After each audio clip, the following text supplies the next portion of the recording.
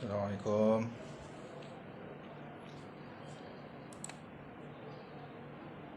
Assalamualaikum. Tuan-tuan dengar ke?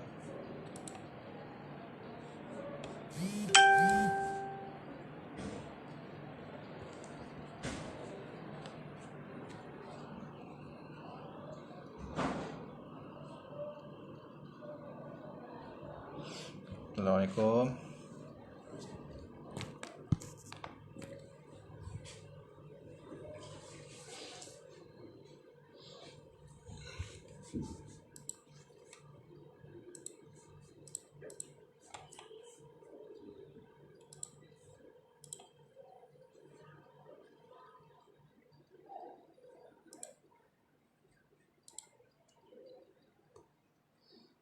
Assalamualaikum.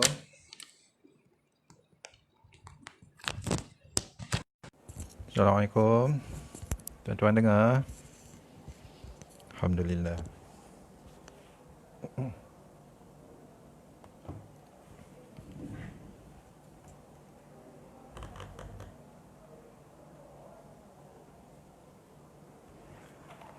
Bismillahirrahmanirrahim.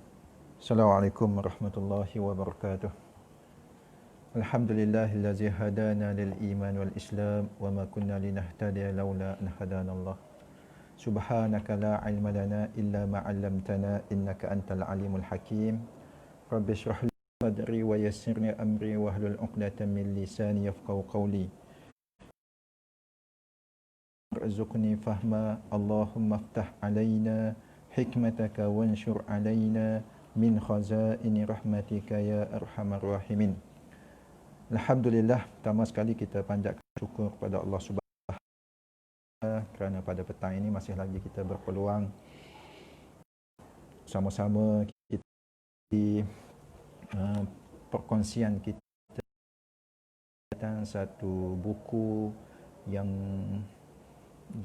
bernama Ghulamud Da'wah atau kitab terjemahannya Iman dan Harakah. Jadi buku Ghulamud Da'wah ini yang dikarang oleh Syekh Hisham Saqar ini. Jadi mudah-mudahan kita dapat mengambil iktibar pengajaran daripada hadis yang akan dibaca ini yang telah disyarah oleh beliau kaitan tentang hadis Ghulamud Da'wah ini. Kalau di dalam surah Al-Quran iaitu berkaitan tentang Ashabul Ukhdud.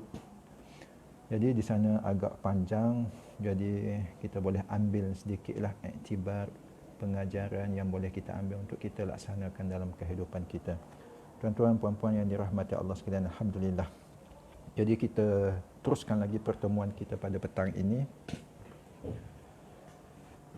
Hadis yang berbunyi daripada riwayat Muslim. Fakana fi tariqah iza salaka rahibun faqa'ada ilaihi wa sami'a kalamahu.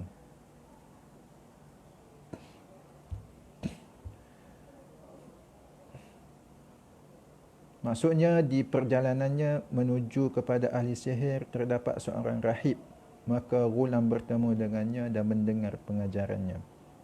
Adapun dalam riwayat Tirmizi menyebut wa kana ala tariqil ghulam rahibun fi sawma'atin qala ma'marun ahsibu anna ashabas sawami' kana muslimina qala faja'ala al-ghulam yas'al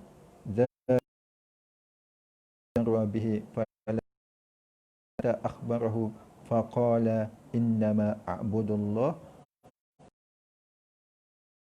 yamkusu 'inda rahib.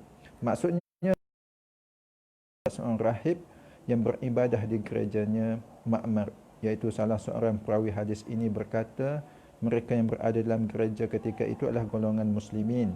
Baginda bersabda lagi, ini menjadikan Ghulam sentiasa bertanyakan rahib tersebut setiap kali dia melaluinya. Keadaan tersebut berterusan sehinggalah rahib menceritakan kepadanya dengan kata-katanya, sesungguhnya aku menyembah Allah. Baginda bersabda lagi, ini menjadikan Ghulam berhenti untuk berjumpa dengan rahib. Tuan-tuan, puan-puan muslimin muslimat yang dirahmati Allah sekalian, rangkap hadis ini dia menceritakan bagaimana ghulam yang diminta oleh ahli sihir untuk mempelajari ilmu sihir tadi. Jadi ketika mana dia berjalan nak pergi belajar sihir, tiba-tiba dia melalui, dalam perjalanan itu dia melintasi satu tempat di mana ada seorang rahib. Kita kata rahib ini beriman dengan kitab-kitab sebelum Al-Quran lah, mereka ini Islam. Jadi oleh itu terdetik kepada ghulam ini untuk mengetahui dan mempelajari ajaran yang disampaikan oleh rahib itu tadi. Baik, tuan-tuan, puan-puan muslimin muslimat yang dirahmati Allah sekalian.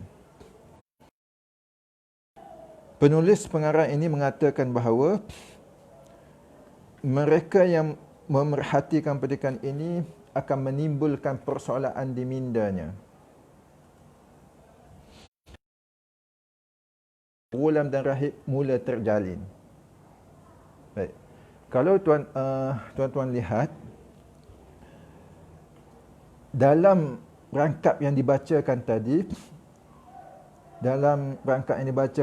kita melihat bahawa ghulam tadi dia nak belajar ilmu sihir melalui sihir yang tua tadi, tetapi dalam perjalanan rumah ahli sihir tadi, dia terpesona, terperangkap ataupun menyebabkan dia ingin tahu tentang seorang rahib ini.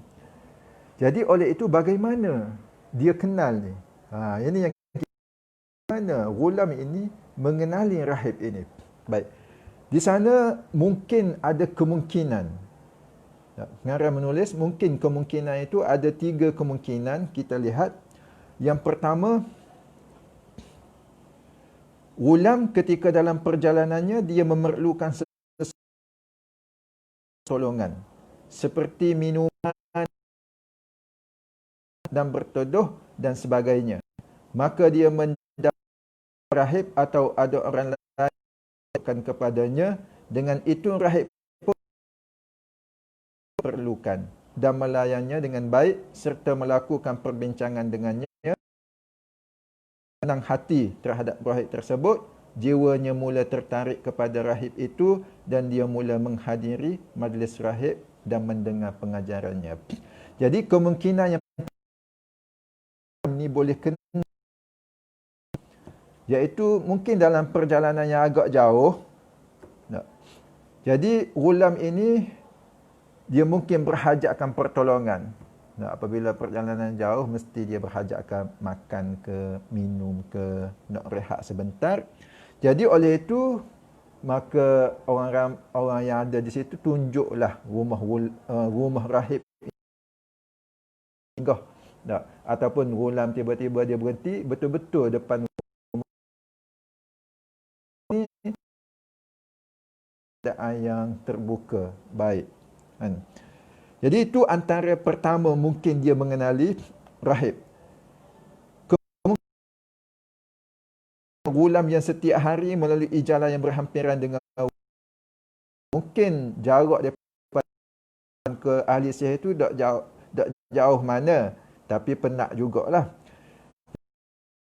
Mungkin dalam itu rahib lihat ghulam ini berulang alik perjalanan dia. Jadi kemungkinan dia bertanyakan orang ramai mengenai ghulam. Dan apabila nampak gitu, dia tanyalah orang keliling dia, siapa dia ghulam ini, rahib ni. Jadi dengan itu dia merancang untuk berkenalan dan mengikuti perkembangannya.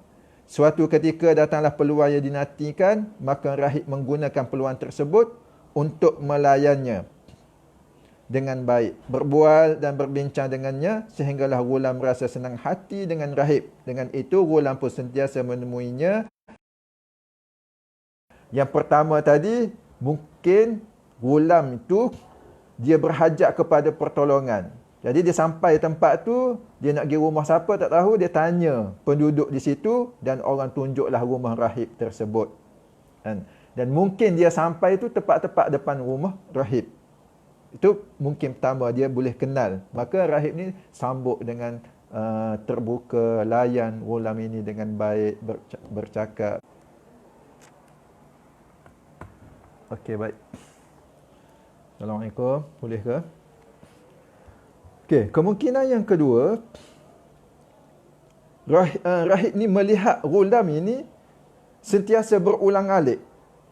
Jadi oleh itu rahib tanya, siapa ghulam ini? Dan kemungkinan mungkin dia nak tahu siapa ghulam ini, dia panggil, ajak di rumah, kemudian dia berbincang, berkenalan dan sebagainya.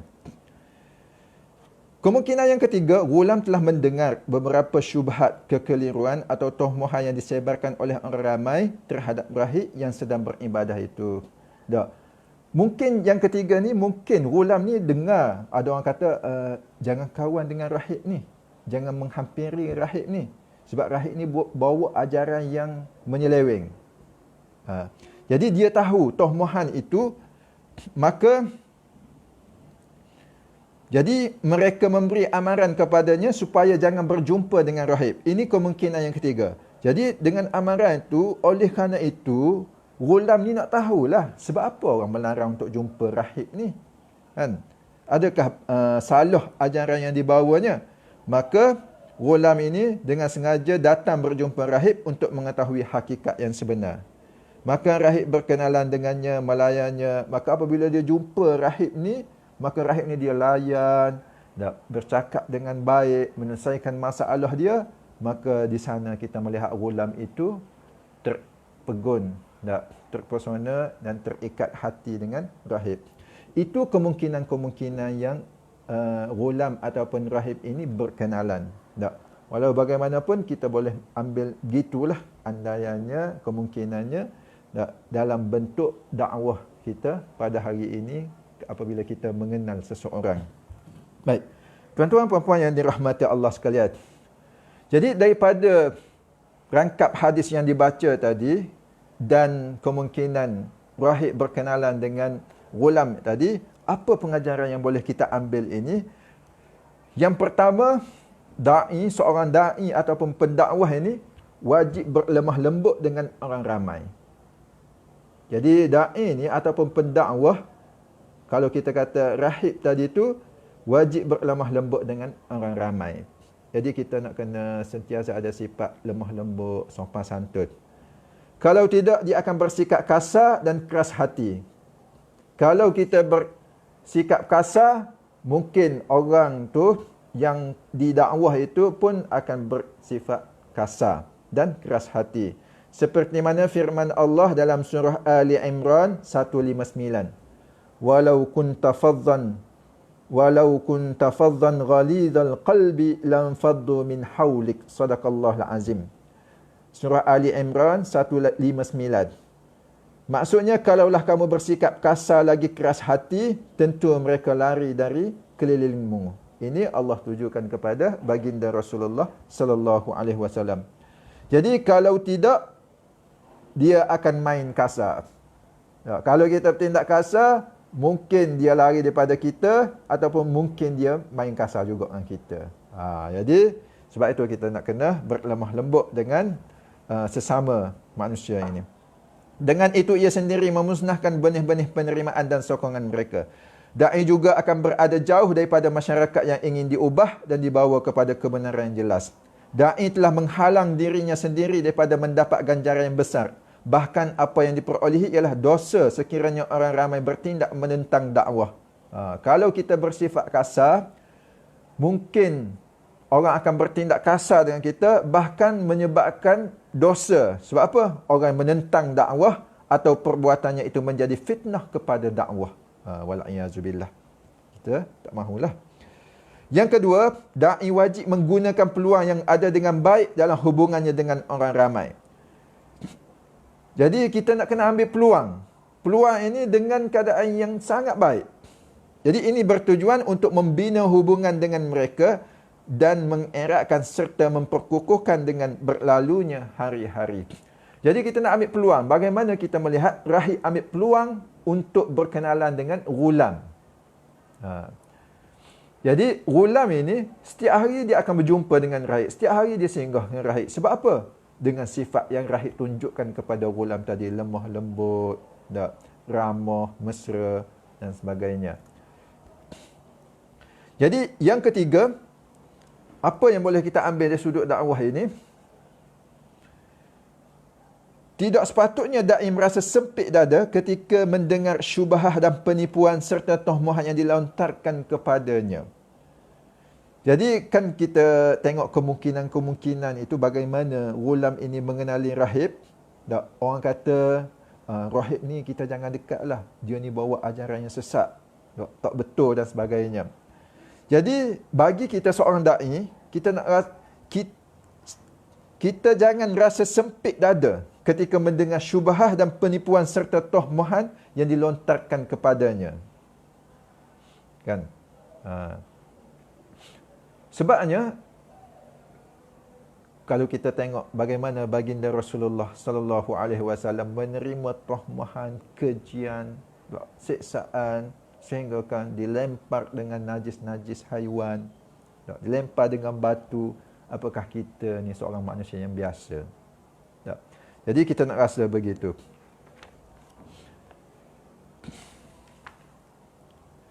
Semua ini kadang-kadang boleh menjadikan manusia tertarik dan memberi sokongan kepadanya apabila mereka mengetahui hakikat sebenar dan akhlaknya. Sebenarnya, mereka ni tidak mengenali seseorang itu. Yang hanya mendengar sahaja tomohan, fitnah, sebaran yang tidak baik. Tapi apabila mereka kenal seperti mana mereka kenal Rasulullah sallallahu alaihi wasallam, mereka kadang-kadang sehingga kan tak lepas. Nak sentiasa lihat, nak tengok semua kan. Jadi seperti mana para sahabat radhiyallahu anhum ajmain, mereka ni para sahabiah ataupun sahabat ini ketika mana kalau kita tengok Sumairah ini, seorang sahabiah berlakunya peperangan Uhud, sehingga kan dia apabila dah tamat peperangan, dia pergi ke medan Uhud tu nak cari siapa, nak tahu bagaimana keadaan Rasulullah sallallahu alaihi wasallam.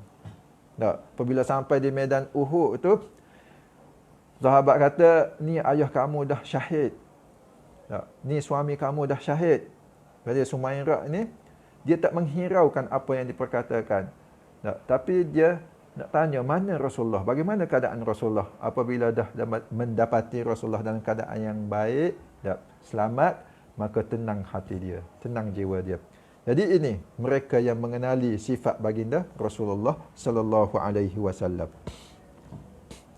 Tuan-tuan puan-puan yang dirahmati Allah sekalian. Jadi yang keempat pengajaran yang boleh kita ambil di sini ialah memilih mereka yang memiliki sifat-sifat tertentu.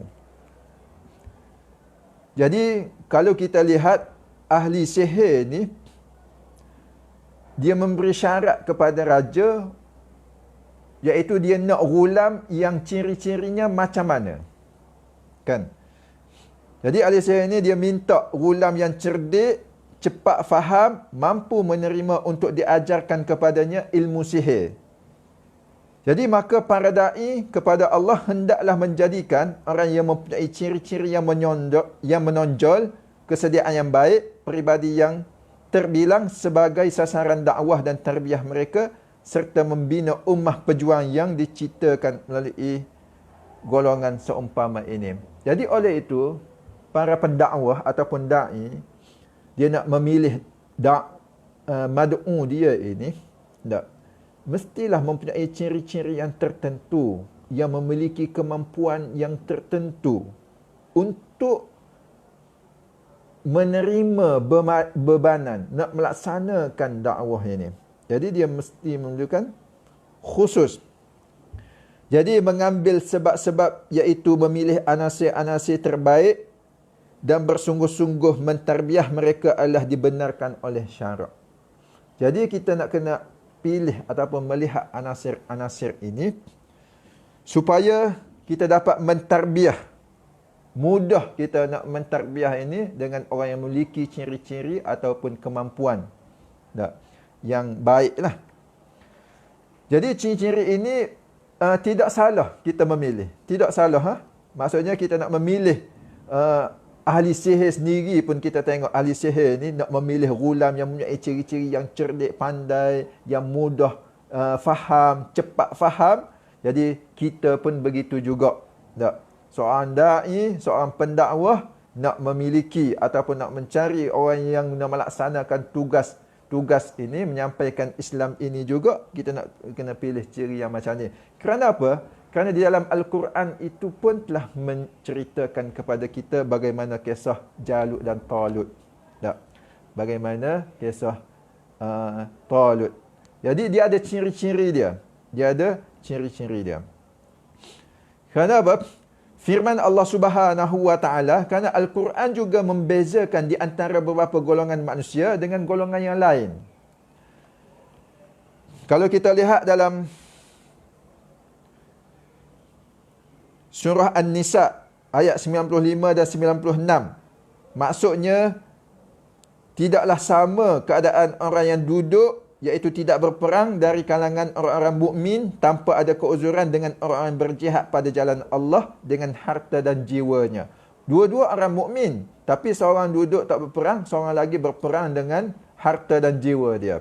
La yastawil qa'iduna minal mu'minin ghairu ulid darari wal mujahiduna fi sabilillah bi amwalihim wa anfusihim.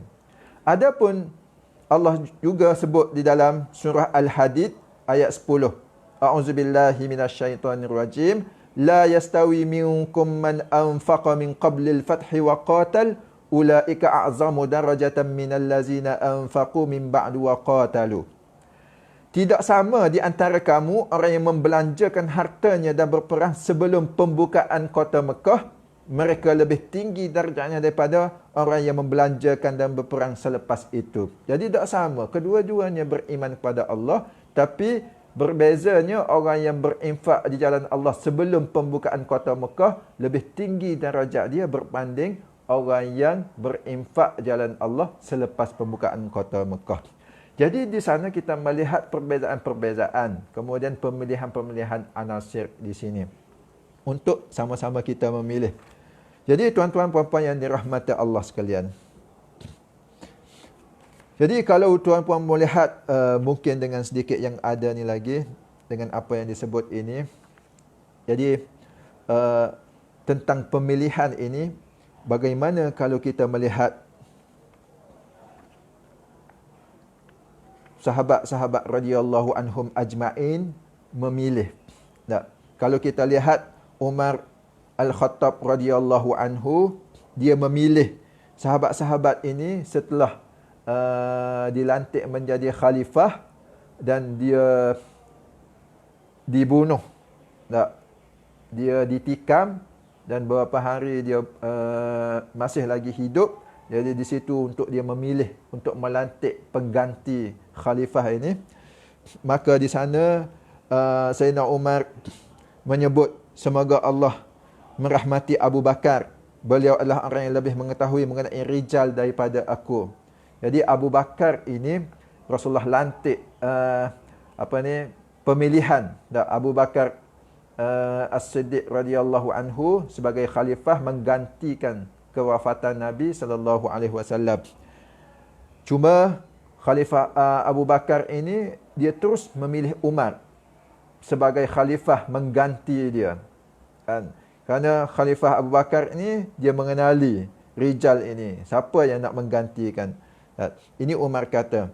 Kemudian sekiranya, tapi selepas Umar kena tikam tu beberapa hari dia keadaan dah sakit, tenat dan sebagainya, nak memilih untuk mengganti beliau khalifah. Cuma dia menyebut di sini, sekiranya Abu Ubaidah Al-Jarrah masih hidup, niscaya aku akan melantiknya sebagai khalifah.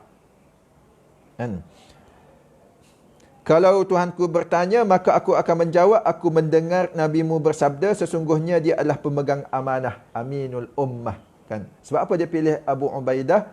Sebab Abu Ubaidah ni dia pernah dengar Rasulullah sebut, dia ni aminul ummah, pemegang amanah. Jadi dia nak lantik Abu Ubaidah, tapi Abu Ubaidah meninggal. Sekiranya Salim Maula Abu Huzaifah masih hidup, niscaya aku akan melantiknya sebagai khalifah. Kalau Tuhanku bertanya, maka aku akan menjawab, aku mendengar nabimu Rasulullah sallallahu alaihi wasallam bersabda, sesungguhnya Salim terlalu amat cintakan Allah. Sebab apa dia lantik Salim Maula Huzaifah ini? Kerana Salim ni dia sangat cinta kepada Allah. Itu ada ciri-ciri yang bagaimana kita melihat Khalifah Umar nak melantik, mengganti dia. Seorang lelaki berkata kepadanya, boleh aku cadangkan kepada kamu Abdullah bin Umar? Ya, tiba-tiba lelaki tanya, boleh tak aku cadang kepada kamu Abdullah bin Umar? Tak, nak lantik anak dia, Abdullah bin Umar. Beliau menjawab, semoga Allah membunuhmu. Demi Allah, apakah yang akan aku jawab di hadapan Allah? Kamu ini bagaimana? Aku akan melantik seorang yang tidak mampu mentalakkan isterinya. Tetapi pilihlah mereka yang disebut oleh Rasulullah sallallahu alaihi wasallam. Jadi Sayyidina Umar tahu kemampuan anak dia Abdullah bin Umar dan dia pun tidak mahu tanggung dah beban. Cukup dia sekadar untuk nambung amanah ini. Dia tak mahu keluarga Umar ini nanggung amanah yang berat ini. Kemudian dia cadang lagi. Ataupun pilih mereka daripada kalangan ahli syurga, iaitu Sa'id bin Zaid bin Amri. Tapi mereka tidak memilih Sa'id bin Zaid. Pilihan di kalangan, kemudian dia mencadangkan di kalangan 6 orang, iaitu Sayyidina Ali, Osman, kemudian Abdul Rahman bin Auf, Sa'ad bin Abi Waqqas, Zubair bin Awam. Jadi ini yang Sayyidina Umar mencadangkan untuk perlantikan sebagai khalifah mengganti beliau. Jadi tuan-tuan puan-puan yang dirahmati Allah sekalian, cuma di sini saya nak sebut bahawa apa yang kita lihat daripada kisah hadis tadi, bagaimana rahib mengenali ghulam. Rahib mengenali ghulam. Jadi di situ kemungkinan-kemungkinan bagaimana seorang sifat da'i itu dia mengenal mad'u dia. Jadi mungkin di sana ada sifat yang ramah mesra, sifat yang sopan santun yang dibawa oleh rahib tadi, sehingga kan ghulam itu pun setiap kali dia nak pergi jumpa dengan ahli sihir, dia akan singgah di rumah rahib. Di sana kita boleh ambil bahawa sifat seorang da'i kepada mad'u, kepada orang yang diajak. Baik. Kemudian yang keduanya, bagaimana kita melihat pemilihan. Tak. Jadi apabila kita dah dapat orang ni ataupun mad'u ini ataupun orang yang diajak ini, jadi di sana kita nak memilih orang yang sifat macam mana untuk menggalasi beban, tak, ataupun kita nak nak membawa risalah Islam ini. Baik, tuan-tuan puan-puan yang dirahmati Allah sekalian. Jadi oleh itu, ini telah ditunjukkan di dalam Al-Quran, dan begitu juga sahabat-sahabat radhiyallahu anhum ajma'in dalam pemilihan. Tak. Ada yang kalau kita lihat, ada yang Rasulullah pilih dan ada yang Rasulullah tidak pilih. Tak. Sebagaimana kita melihat